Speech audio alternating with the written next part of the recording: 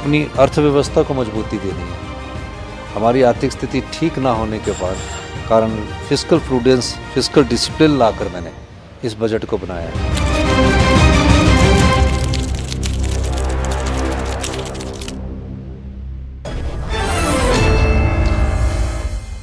Let's open this up. Radhika Khera, spokesperson of the BJP, is with us. Deepak Timaya, spokesperson of the Congress, and author Anand Ranganathan is with us. So let me begin by asking you, Deepak Timaya, why is it that we're seeing this kind of recurring theme across at least 3 different Congress states, Himachal Pradesh, Telangana and Karnataka? All of them seem to be staring at a mountain of debt. A lot of your guarantees remain unfulfilled in all of these 3 states because there is no money for it. First of all, I would like to ask this very simple question that what exactly is the job of a government? Is it to just, build infrastructure or to also do something for the people? If something is being done for the people, I don't understand why the opposition is getting so agitated about it, because is it that even the BJP is benefiting, that in Karnataka that the guarantees are being given out to the BJP workers, even the supporters of BJP, also JDS and everybody. And this is about upliftment of the people and financially empowering them. And this should have been done a long time ago, because the government is trying to bring about a semblance of economic stability, in the sense people also feel like, they have some support from the government, and it's their money after all. It is not, somebody else's money. It is not somebody's, family money or parental money or some inheritance or whatever. And this is the people's money. And I think the government has a responsibility to do something for the people. And in the process, if the government is even struggling to put things together, I think everybody should support it, because I don't think that the BJP is so antisocial that it doesn't want anything to be done for the people, right? So But it is not the BJP's chief minister who is Mr. Revanth Reddy who says that maybe the government employees should not insist on a DA, or that salaries have been, we haven't been able to pay salaries on the 1st of every month because there isn't enough money. Revanth Reddy is not a BJP chief minister, but he seems to be admitting to all of this, which means there is an issue. I'm sure that, Mr. Revanth Reddy has his own reasons to be speaking like that. He's the chief minister after all, and he so if the chief minister admits that, and another chief minister of the Congress, Mr. Sukhwinder Singh Sudhu of Himachal Pradesh, who says that there is a financial crisis. No, he has not. Then why just blame your political rivals? It is a fact. If your chief ministers on record say that there is a financial crunch, that the state owes XYZ amount of money to the centre, we have about 70% of borrowings that we need to pay off. Why is it about what your political rivals say? It's a fact that the chief minister of the Congress has put out. Running the state is just the responsibility of the state government. I would like to ask you this question, Ms. Poonam, because isn't that why a particular party was voted to power? The centre is also benefiting from the GST and so many other things, and the centre also prides over, prides on, the kind of things that's doing for the country and the way it is uplifting the country and take it to a different dimension altogether. I think that this is also a message being sent to the central government to say that you also have a responsibility. Please give some money so you can run the state better. Is that something wrong? I'm sure even the BJP chief minister should be asking this question. In the sense that just because but why should anybody else be helping out a party which is now in governance in a state to fulfill promises that they made as a party to the people, which is why they were voted for? Please, are you trying to say that you people... Why should the taxpayer have to pay more money because they believed in promises that were made by the Congress before elections? There are clever people here too. I'm sure that they also can understand that doing something for the people, if at all it's difficult, we should all get together and make it easier. In the sense, perhaps the central government has to step forward and say that, we'll ensure that, your guarantees can be implemented more successfully because it's for the people. And tomorrow, if the BJP benefits, BJP has not taken these. So the Congress may have made promises, Anand Ranganathan, but the burden is for everyone to take. The load should be taken by everybody, because why not? This is not done by the BJP, it's the Karnataka government. The Congress party in its pre-election campaign promised this. The Karnataka government didn't. It was a Congress party that made these promises based on which they won that state. But the Congress party was able to form the government. But Anand Ranganathan, go ahead. Yeah, good evening, Poonam, and good evening, my fellow panelists. Let me remind the good Mr. Deepak as to this statement made by very erudite and intellectual and a statesman leader. Paisa पेड़ पे नहीं उगता है. Money does not grow on trees. If I'm not mistaken, this wasn't a BJP Prime Minister or Chief Minister. In fact, let me remind everyone that it was Dr. Manmohan Singh. And he had to say this because everyone was up in arms when he raised the diesel prices. Now, the fact of the matter is, everyone, I am for a welfare state. As Mr. Deepak is rightfully saying, the country should be run for the people. All the money that we are earning is for the benefit of Indians. It's so that their GDP per capita increases. Nobody wants a 50,000 USD GDP per capita of a gated community, while the rest of India is wallowing in 2,500 GDP. Nobody wants an island of prosperity in an ocean of despair. But you have to realize that a capitalist economy is only possible in a capitalist state. You need to generate the money in order to distribute it. The fact of the matter is, we have made zero reforms, cutting across party lines, cutting across decades of other governments, and yet at the same time we keep on doling these freebies. Now let me give you 3 examples. It wasn't the term Revdi, Poonam, you would remember, it wasn't the one coined by Narendra Modi, even though he used it. It was coined by, surprise, surprise, Dr. Montague Singh Ahluwalia. He said the biggest freebie has just been doled out by a Congress state. Now, which state was he talking about? He was talking about Himachal Pradesh, because in 2005, if you remember, it was Dr. Manmohan Singh and Dr. Montague Singh Ahluwalia said, we cannot afford, this country will go bankrupt if it goes on doing the OPS. We have to come out with a new pension system, which is what they did. But in 2022, another celebrated economist, yes, Rahul Gandhi, he went to Himachal and he said, guys, if you vote for me, I will junk the policy brought in by my own government. I will revert to OPS, and he did. And as a result, right now, 77% of Himachal Pradesh's tax revenue is being going in propping up the old pension system. The RBI governor warned that the reason for inflation is this freebie. Everyone, Dr. Monte, but nobody listened. Did you know that, leave alone Telangana, Poonam, the combined state debt is now more than 80 lakh crores. We are not America. We cannot run up a debt of $38 trillion and not care about it. They can print money, we can't. There is no such thing as free lunch. Somebody has to pay for it. And the fact of the matter is, we are looking at becoming another junk state, or going back to 1990, when our foreign exchange reserves that are $700 billion today dwindled down to $3 billion. We had to mortgage 67 tons of our gold. And we had to learn our lessons through the painful, hard way. We haven't learned our lessons still.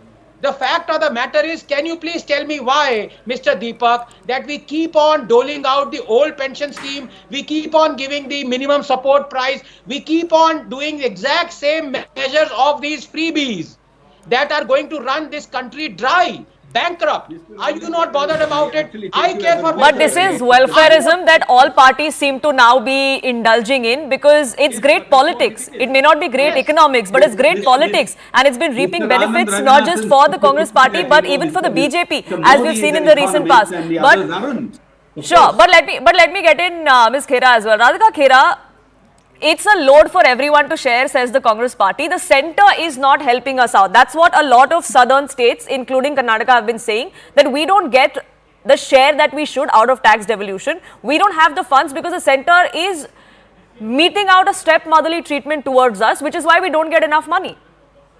Surprisingly, the centre only has a problem with Congress-led governments and their alliance partners of the India Alliance, like you see Omar Abdullah Sahab. He has gone on to say that the centre is collaborating with him and giving him the support that he needs. And we saw the same kind of reasoning being given by Mr. Arvind Kejriwal. Mujhe sarkar kaam nahi karne deti. Well, then why are you even contesting if you already know the centre is not going to help you?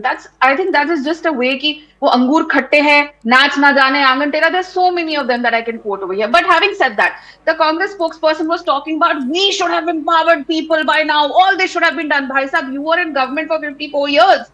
You should have done all that. Why was there a need? Why today is there a Nehru's need time. Let's to talk be about giving Nehru's freebies to people? Sir, I did not speak in between. Have the courtesy to listen to me. Okay, the country is not listening to you, so have the courtesy to listen to me. Now, the governments, the Congress governments, whether in Karnataka or Telangana, are facing a self-created financial disaster, and the biggest reason is their corruption, directionless, and irresponsible governance. They are not only just mismanaging their funds, but they have also squandered public money on their appeasement politics. And you see, they are coming out with schemes only for a certain section or a certain religious group. They are not doing it for everyone. So it is very clear that this is just political appeasement that they're giving out their freebies on. And they are not, you can't just call it bad governance also. It's daylight robbery of public money. They are using their states where they're in power as ATMs to fulfill the banks of the Gandhi family back home. And that is a fact. We all know when there was government in Chhattisgarh and Rajasthan, how money was being sent continuously for Bharat Gauro Nyaya Yatra,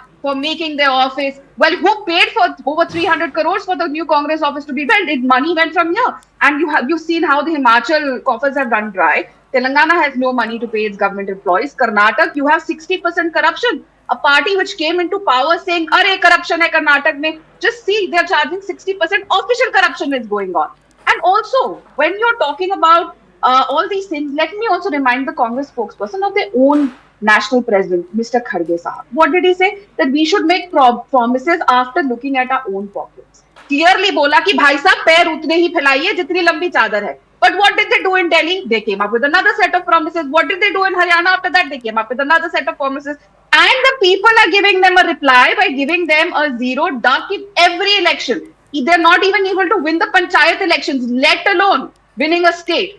Exactly why? Because the hollow promises, the drama, and all this. And you know, when you're talking about giving the money, the haq hai, empowering people, why is it only about empowering Muslim girls in Karnataka for their safety, or Muslim? Sure, but as far as these guarantees go in all these states, these guarantees are not specifically targeted at one particular community. They were targeted at all women. They were targeted at all youth, all school children. But Anand Ranganathan, quick rebuttal before I get in Mr. Thimaya as well.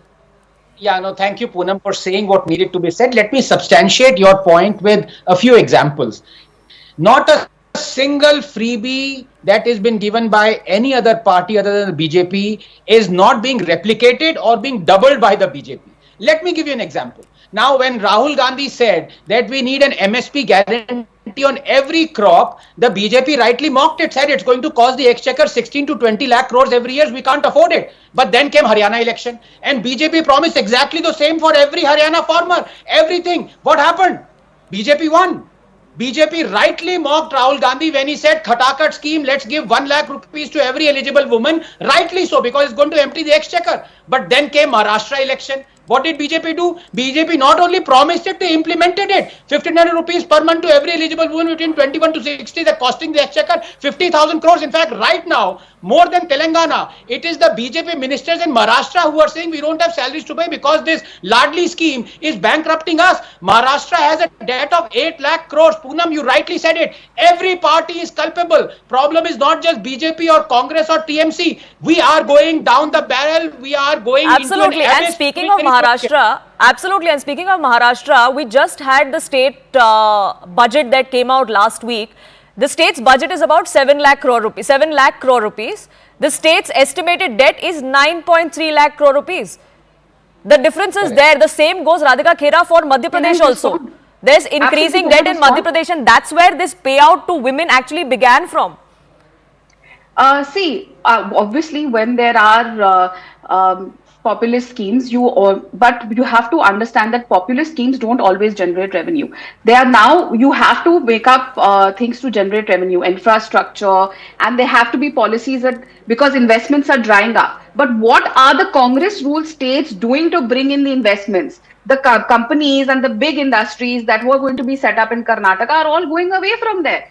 They don't want to work in Karnataka. They don't want to work in Telangana. States where even journalists are arrested for raising their voice. People are not wanting to work over there. If you see example of West Bengal, we saw how Mamata Banerjee chased away everyone, the big industrialists and all. But in Maharashtra and Madhya Pradesh, we are bringing up new avenues for new investment. And even in Maharashtra, new investments are coming up. There's going to be more money. Sure, but can you deny that the same problem that other Congress-ruled states have because of these guarantees, these two states are also facing exactly that?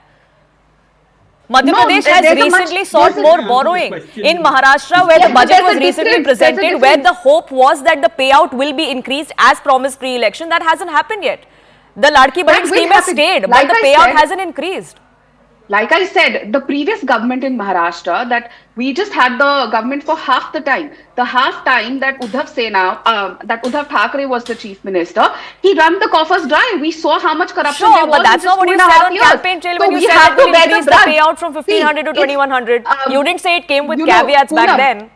Poonam, it's very easy to spend the money and it's very difficult to earn it back. It takes a second to spend $1 million and it takes years to make that $1 million back. And that's a fact. So the amount of money that was spent in these schemes and the corruption and filling up the party offices was looted.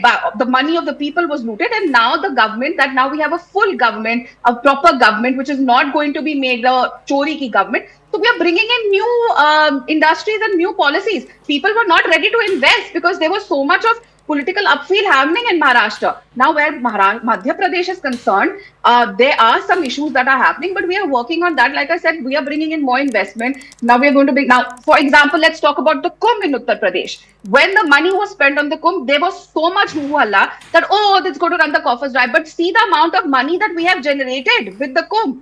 The amount of money, the amount of income that has been generated, which is going to benefit the state. But every time the Bharatiya Janata Party, so the BJP is doing all things right as far as raising money is concerned, Deepak Timaya, but the Congress is not. That's the allegation that the BJP makes. That companies don't want to pick Congress ruled states as for their factories or for their industrial units.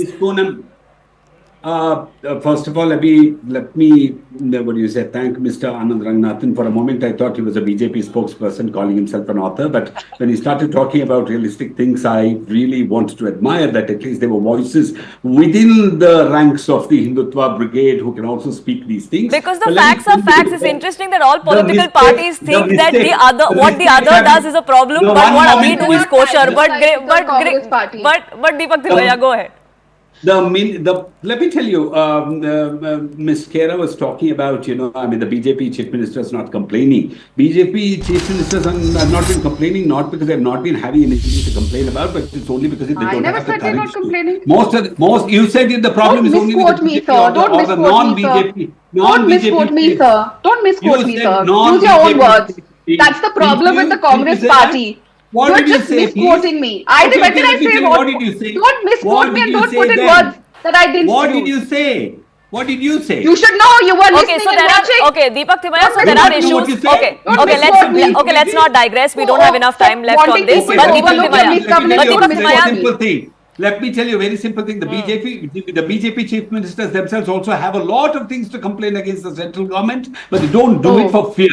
So they are more happy to talk about, capital punishment Poonam, can I please come in for 30 seconds? Or something else and so on. Miss Kera, I've listened to you. Sure, I also have something to say because we also are being, we are also running a government in a state. Absolutely, which is why questions are being asked of the Congress party, Mr. Timaya, that the Congress is ruling these states elected there. The money spent in Makum was also spent by Kannadigas, I tell you, and also Telagaites and Tamilians too. It was not just spent absolutely. It has nothing to do with one part of the country spending money or investing anywhere. Let me tell you, you think about your sovereign gold bond, which I'm sure that Mr. Anand Ranganathan can agree, the kind of fiasco it's becoming to so many other things, the kind of money the central government is borrowing, just because there are people who just come and beat the other people down with their personal remarks against the leaders of this party. Let me tell you, you can't brush it under the carpet by saying that almost like projecting that the central government is doing all saintly things and Mr. Modi is the biggest economist. What has that got to do with liabilities that the state faces?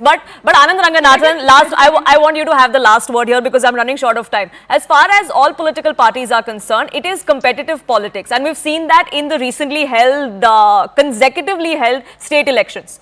It's about who outdoes the other in terms of giving out more and then failing to deliver on it in each and every of those states. Yes, no, my good friend Deepak ji just thanked me for saying out the facts, but I don't know whether what I'm going to say next is going to please him or not. But let me just say my two bits because it's very important. Look, as I already said, Poonam, all of us want India to progress, and that can only happen if India is a welfare state. Vaccinating 1 billion Indians twice over within a year saved millions of lives, making 110 million toilets, 100 million tap connections, 100 million Ujjwala. All those things is important. But the fact is, what is welfare? What is freebie? Now Modi is blessed in a way, because the most important reforms that happened since independent India came into being were the farm reforms, was the privatization. And on both issues, it is Mr. Deepak's party that doesn't want those reforms. Unless you have those reforms, how can you generate money? You are going to keep leeching thousands, lakhs of crores of money, especially through agricultural sector, where 300 million people are employed. At the same time, it contributes only 13.5 to 14% of our GDP. The fact of the matter is, you do not have an endless tap to give you that money, but you have an endless resource by which you keep on leeching that money. And I said, Modi is blessed, because when Modi brought in those 3 farm laws that were in the manifestos of Congress, who opposed it? It was the Congress party. When Modi wanted privatization, who opposed it? It was the Congress party. So every time you want to reform to generate money, it is the Congress party and the opposition that say shackle Modi, and as a result we are back to square one. We are staring at a bottom of an abyss through which, Poonam, there is no escape. It is scary. And given the situation where I said it's like competitive politics, it's only going to get worse from here. There is no coming back unless everyone takes a stand, and this is not the way to go forward. And I really hope better sense prevails, but I have to leave it there. I thank you all for joining us here on this edition of Plain Speak. It is time for a quick break, but on the other side, we'll get you the controversy over Aurangzeb that's brewing in Maharashtra. We'll tell you more about the latest war of words and where exactly does the government of Maharashtra stand on this.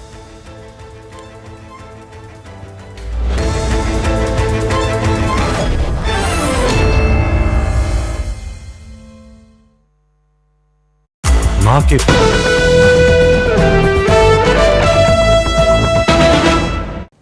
Madam Director, thank you so much for giving us this opportunity to speak with you. It's great to see you. This isn't the first time that you've been in India. You've come here before, but first time as Director of the National Intelligence. And we're looking forward to having you here, and very happy that India is one of your first ports of call after you've assumed office. You've had your meetings with Mr. Doval and the other intel czars. Can you tell us a little bit about the scope of intelligence sharing between India and the US? Of course. So first of all, it's wonderful to be back in India.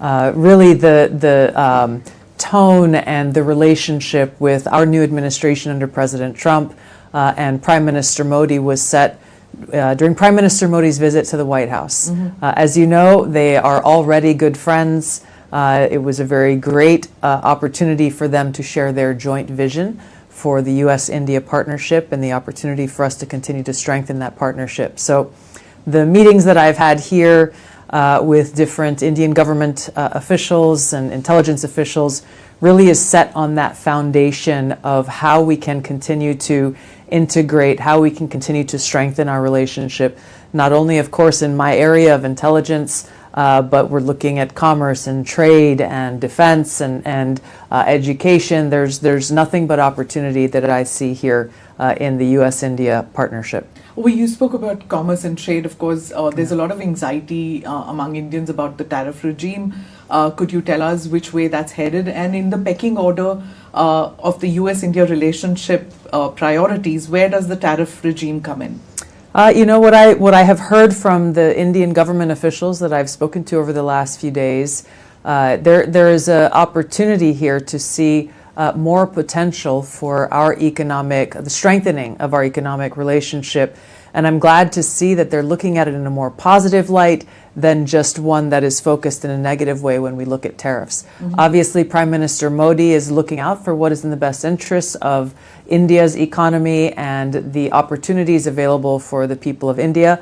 Similarly, President Trump is doing the same for the United States, our economic interests and the interests of the American people. So what I see as a great positive is that we have two leaders who have common sense and who are looking for good solutions. This direct dialogue happening at the very top in both of our countries, but also at the different secretaries and the cabinet members, is going to be key to lay down what that path forward really looks like. And I personally am excited because there's keen interest in the private sector here in India and in the United States to seek out those opportunities and to maximize them.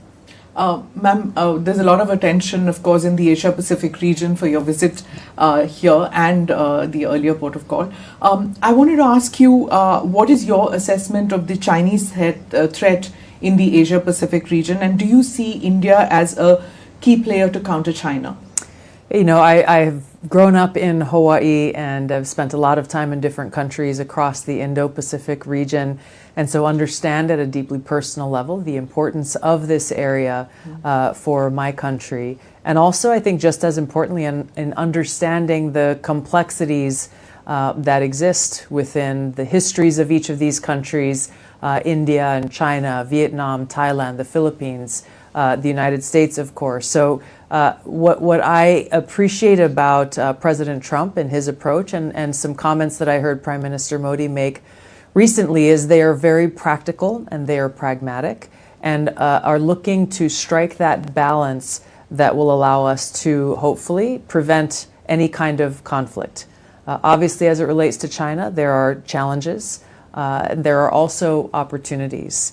And we have two leaders of two very important countries who will play a very central role in taking on those challenges, resolving issues where they exist, and also maximizing any opportunities. The goal, of course, that we all share is to achieve peace, to increase prosperity, and to ensure stability and security for both of our peoples, but in the region as well. Ma'am, when you took over, there was a lot of attention to what people said that you were a sharp critic of US forever wars and regime change wars. But you also said, and I'm going to quote what you said, when it comes to the war against terrorists, I'm a hawk.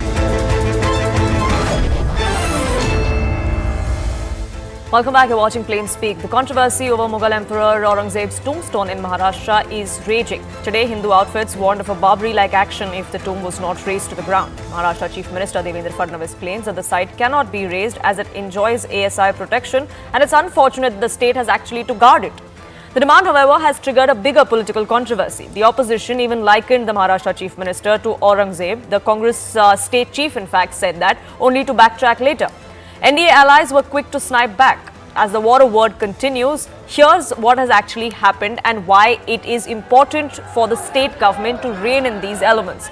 It's one thing for protests to erupt, but it's quite another for Hindu groups like the Bajrang Dal and Vishwa Hindu Parishads to ask the state government to raze the tomb to the ground, otherwise there would be riots. Responding to that, the Maharashtra Chief Minister said that he agrees there has to be no glorification of Aurangzeb, but that decision cannot be taken in haste. Hindu outfits even threatened a Babri-like action if that tomb was not razed. It's a my way or a highway sort of a situation for them. However, Devendra Fadnavis claimed that despite the apprehensions and despite them agreeing that Aurangzeb cannot be glorified, the tombstone cannot be razed as the Archaeological Survey of India has declared it a protected structure. Following announcements by these Hindu groups, security has also been heightened around the tomb in Chhatrapati Sambhajinagar. The Hindu groups have warned of statewide agitations. Maharashtra government has said that while the tomb cannot be razed, there will be action as per the law to ensure that nobody glorifies a man who has tortured Hindus, who has razed temples to the ground for years together. While some may think that the issue has been blown out of proportion, here's why Aurangzeb is a controversial figure in the land of Maharashtra especially. In the last 2 decades of his rule, Aurangzeb shifted his focus on the Deccan belt, which brought him in direct conflict with the Marathas. The Mughals under Aurangzeb and Marathas under Chhatrapati Shivaji Maharaj remained sworn enemies. They clashed frequently, and it was Aurangzeb who ordered the execution of Sambhaji Maharaj, the son of Chhatrapati Shivaji Maharaj. Aurangzeb systematically destroyed several Hindu cultural institutions, razing thousands of Hindu temples to the ground in Maharashtra and elsewhere, including the Kashi Vishweshwar temple in Varanasi. So why then do we see glorification of Aurangzeb, of a figure that's as divided as him? But more than that, the politics that we're now seeing brewing in Maharashtra, is that even valid? That's what we ask on Plain Speak.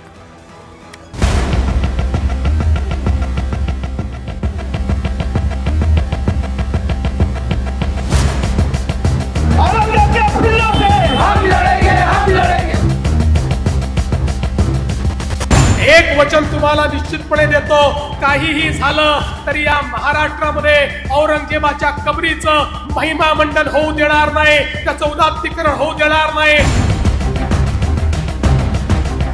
हमेशा के लिए इस राज्य को अस्थिर करके रखना, इसी बात यहाँ पे दिखती है. सदा कदा धर्माचा आधार हा औरंगजेब घ्यायचा. औरंगजेब कधी हजला पण गेला नाही आणि हा क्रूर शासक होता. आज देवेंद्र फडणवीसही तेवढेच क्रूर आहेत. केवल गांधी परिवार को खुश करने के लिए इस प्रकार की बेहुदा बयानबाजी. It probably comes from people who in Maharashtra still don't know the difference between Aurangzeb and between Chhatrapati Shivaji Maharaj.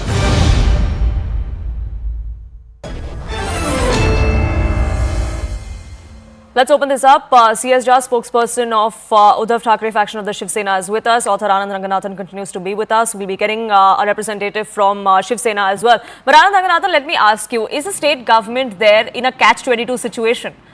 They can't be seen to be siding with what's transpiring there. They also can't be seen siding with somebody who wants to break the law and warn of a Babri-like incident. Let me be very honest and brutal about it. Anybody who is cowardly, who doesn't want to do the right thing, will always be in a catch-22 situation. You will never, Poonam, find me in a catch-22 situation, because let me tell you, if you see this, I hope your viewers can see this. Yes, go ahead. This is the mazar and tombstone of Yaqub Memon. Can you believe it? It exists. The guy was a terrorist. He blew up 257 honest, innocent Mumbaikars. He was sentenced to death. And there is a mazar where people come and pay their obeisance. Now, it's a simple question to any logical person in India. Should this mazar exist? If you say yes, then I'm sorry, you're a psychopath. But if you say no, then by the same logic, you are also being logical and rational into believing that there, till today, there is no tombstone or a grave marked for Hitler. So much so that Germans have even removed the tombstones of Hitler's parents, lest somebody might come and pay their obeisance or celebrate them. There is no tombstone or graveyard for Adolf Eichmann. There was none for Osama bin Laden. Why do we have to pay respects and have mazars and tombstones for terrorists? Likewise, yes, I know it is a historical thing, but facts are facts. You have Aurangzeb, who was al-Baghdadi or Osama bin Laden 10 times over 350 years ago. The fact of the matter is, why are politicians and other people still going there and celebrating him, eulogizing him? That is unacceptable. That is always keeping the open wound for Hindus, whom he butchered 4.6 million of them still alive deliberately. So as far I am concerned, yes, nobody should destroy that bazaar, but it should either be locked up or be excavated and taken somewhere where it should not be, its place should not be disclosed to the rest of people who are still psychopathic, who still want to go there and pay respects to Aurangzeb. So there has to be a middle path that is found, so that glorification of Aurangzeb, as we've seen in the recent past, by those who are elected representatives as well, should not happen. But Sushil Vyas, as far as the state government is concerned, today we had the Chief Minister come out and say that it's unfortunate that we have to protect a monument because it's ASI protected. So the state government has to give it security. There's very little that we can do. But can the state actually go ahead and ensure the delisting of this particular monument, take it off the ASI list, and then take suitable action? There is legal recourse. Why is the state government not doing that just yet? As you said, Chief Minister made a statement, Poonamji, today only, and nobody will tolerate the glorifying of Aurangzeb, particularly in Maharashtra. And as you said, there are ways and means. Under Article 49 of the Constitution of India, we are supposed to protect the sites which are ASI, notified. Now there is a way under concern law section 35 that we have to move to the Cultural Ministry of Government of India and denotify this site, and then thereafter, of course, as Professor Rajnath was saying, we can take the appropriate step to remove this monument from there. So that takes time. We want to do it lawfully, but one thing is sure. Nobody can glorify the Aurangzeb and to see that, particularly in Maharashtra, as what he has done, how harsh he was to our Chhatrapati Sambhaji and Shivaji Maharaj. We cannot tolerate anybody glorifying. Who was the person who started this? Mr. Abu Azmi, the MLA, supported by Shiv Sena, Uddhav Thackeray group, Congress, and all that. They were allies. They left that seat for him, and that's why he got elected with their support. Now, This is very unfortunate. So, if Chief Minister said very responsibly, yes, lawfully will take action to denotify, and what Professor Ragnathan was saying, we will do take the steps how fast we can remove this storm from that Tughlaqabad. So, but it has to be. See, we are in power. We are running government. So, government has to be law abiding. So, we will go as per the law and procedure. As per the law and procedure, you'll also have to act against VHP and Bajrang Dal and everybody else who's taking law into their own hands. If there is a threat that's being made about raising a public space to the ground, irrespective of what the sentiment is, the state government can't be seen condoning that either. Poonam ji, who has supported them? Any citizen of India and everyone has a right to express their views and their protest in the public, if so long as they are doing it peacefully. Is there anything which they have broken the law and police has supported them? Just please tell me. I'll answer. I will not. I don't know if burning effigies is a peaceful way of protesting, but sure, go ahead. If anywhere Bajrang Dal and BHP people are protected or supported by police, otherwise. Protest. Everybody has a right. Every citizen of this country has a right to protest peacefully. Anand Ranganathan, yes, you had a point to make. So I do agree with Sushil ji that everything must be done legally. Of course it must. But in the time that it takes you, Sushil ji, to get legal things done and legally sorted out, there are hundreds of temples that have been locked up for decades. In fact, till recently, the Vyas Parivar in Gyanvapi were locked up because they were not the place. They were not allowed to give prayers. So can you please, at least in the meantime, lock this place up so that people cannot go there psychopathically and actually pray towards Aurangzeb? Can you at least do that? And it seems that the sentiment at least is on that side, because we've seen a significant dip in the footfall to this particular tombstone as well. From about 3,000 people every day, it's come down to 300. So there is a way that the state government can actually do this. But C.S. Jha, as far as the Uddhav Sena is concerned, they seem confused too. We had Samna today in their editorial come out and say that it's not right for fringe groups like the VHP and Bajrang Dal to come out and call for a Babri-like demolition, or to say that Aurangzeb's tomb should be razed to the ground. Why is this sudden love or sudden soft corner for Aurangzeb, if I may ask? See, this is not a soft corner. We don't feel to keep anybody who has done cruel act in India to be buried in a tomb, and that tomb has to be being glorified. So we don't celebrate all those things, and eventually these things are being done by the Maharashtra government itself to divert the main issues. They want to pass certain bills. They want to enact certain laws which are against the Constitution of India. So these things have to be taken care of. So they want to diversify all these things to Aurangzeb tomb and all the things which have been done in Maharashtra. Nothing is coming up in Maharashtra for all these things, because the government which is in Maharashtra is categorically, they say that they are Hindu government, Hinduttvadi government. So they should categorically remove. If they want to remove, they can categorically remove all these things from Maharashtra. Throw it in the ocean. We don't care. But we want that certain bills which are being passed in the garb of this kind of situations being created in Maharashtra. So those things are to be seen. But this situation wasn't created by the state government, sir. It was an SP MLA who's also the chief of the Samajwadi Party in Maharashtra, who came out and spoke about this first, who also happens to be your ally. See, the thing is that the Samajwadi Party person who had spoken about the glorification, we are not in support of that. And eventually who speaks about Aurangzeb, we are not in support of anybody.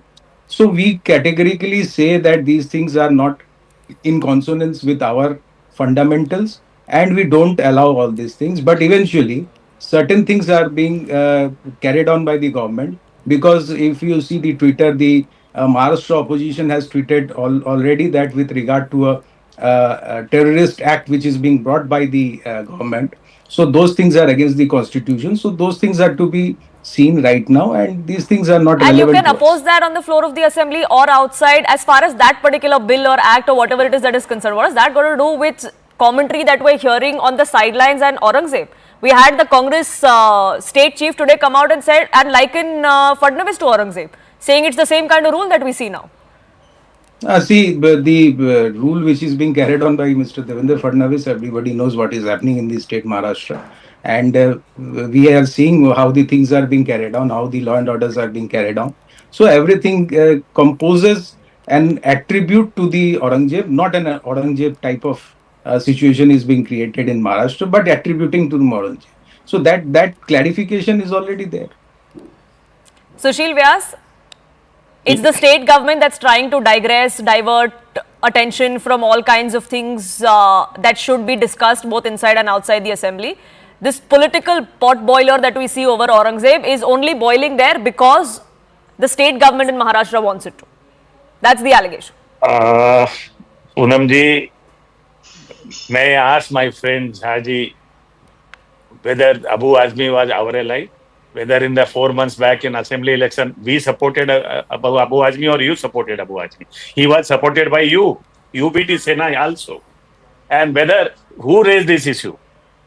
Abu Azmi raised this issue, glorifying Aurangzeb. He was a nice ruler. He was very, perfect way he ruled the country. Then what Aurangzeb did was not fight against religion, but fight against to enlarge his empire. Or what is all? Who is, whether Devendra Fadnavis, Eknath Shinde and Ajit Pawar did this? Who has done this?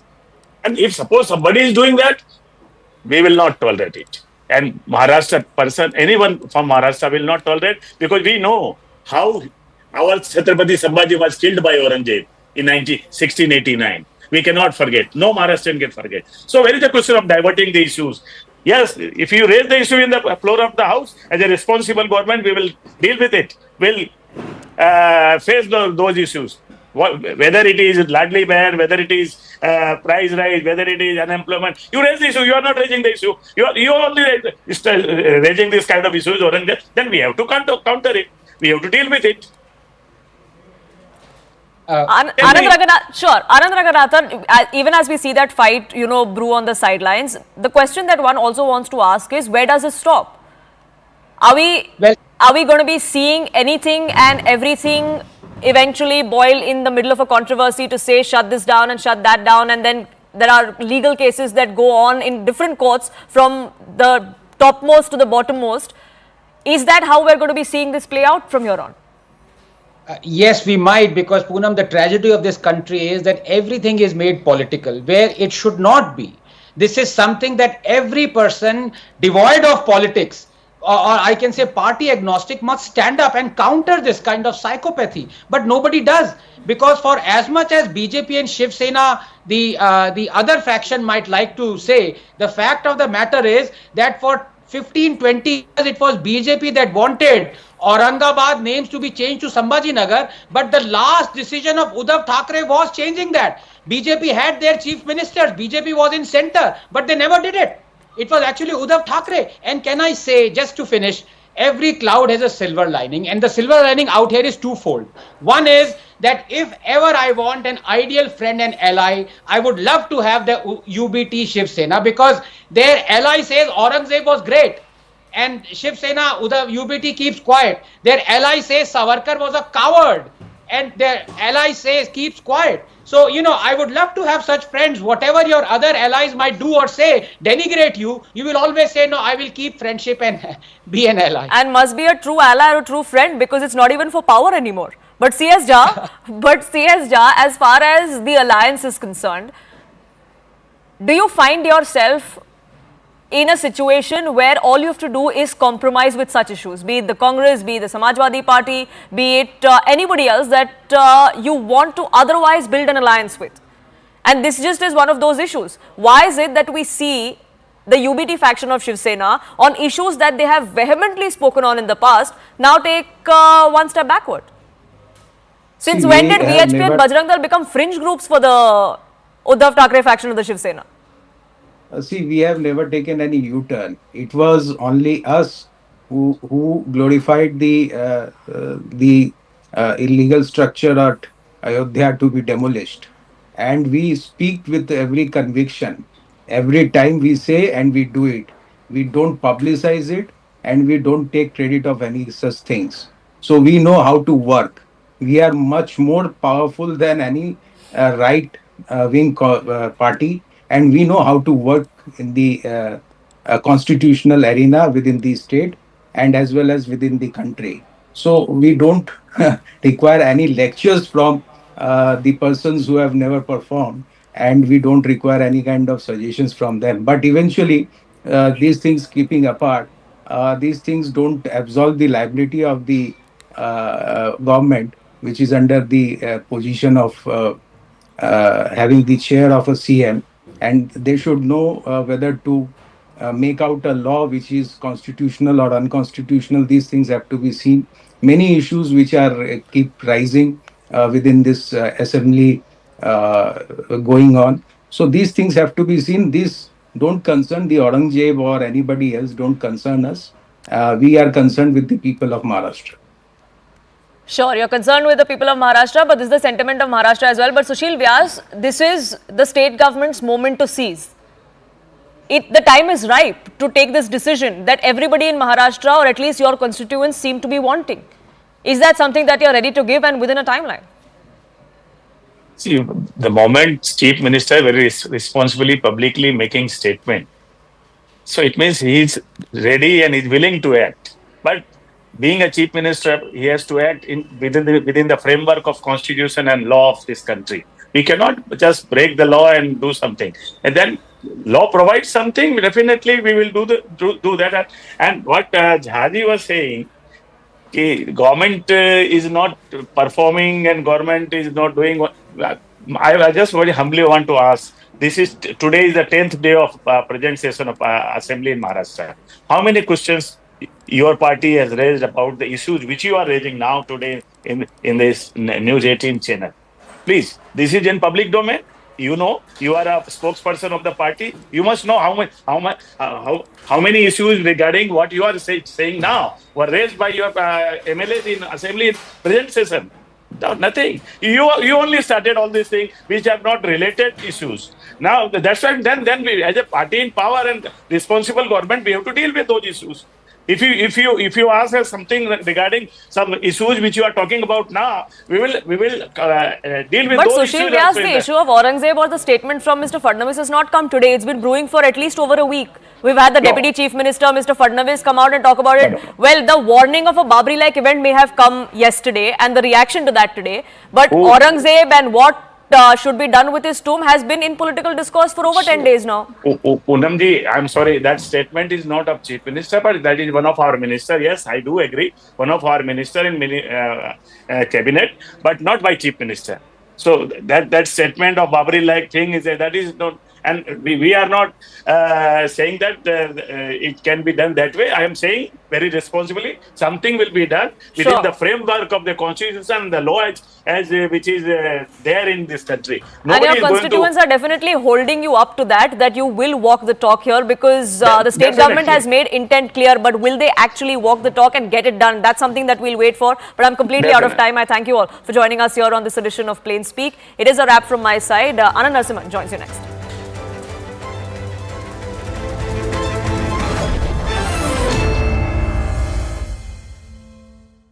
Brought to you by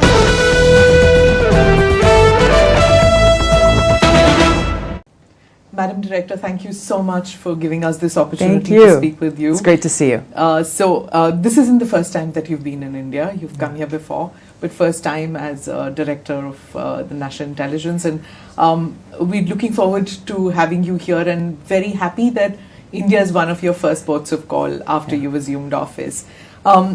You've had your meetings with Mr. Doval and the other intel czars. Can you tell us a little bit about the scope of intelligence sharing between India and the US? Of course. Well, first of all, it's wonderful to be back in India.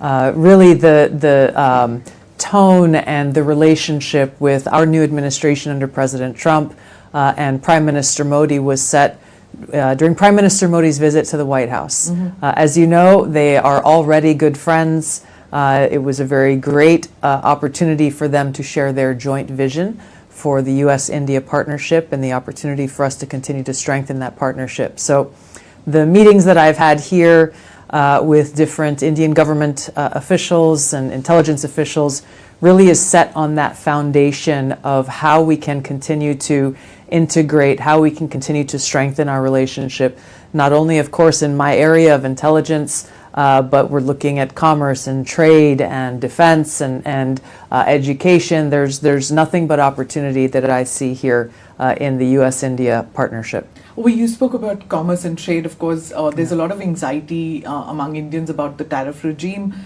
Could you tell us which way that's headed? And in the pecking order of the US-India relationship priorities, where does the tariff regime come in?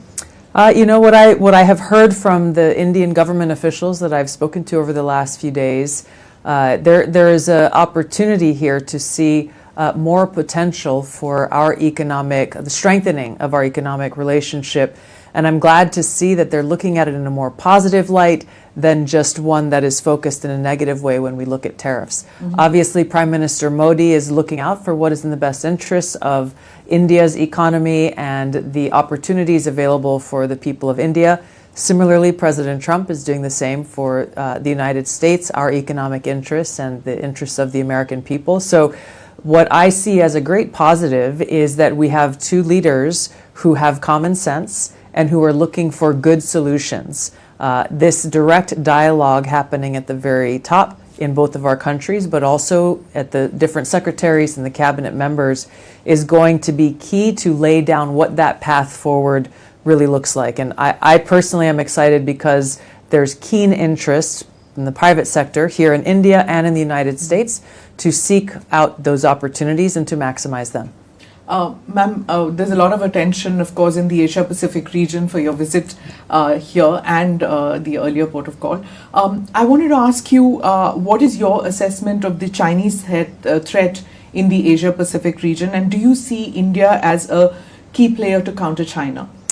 I've grown up in Hawaii and I've spent a lot of time in different countries across the Indo-Pacific region, and so understand at a deeply personal level the importance of this area for my country. And also, I think just as importantly, in understanding the complexities that exist within the histories of each of these countries, India and China, Vietnam, Thailand, the Philippines, the United States, of course. So what I appreciate about President Trump and his approach and some comments that I heard Prime Minister Modi make recently is they are very practical and they are pragmatic and are looking to strike that balance that will allow us to hopefully prevent any kind of conflict.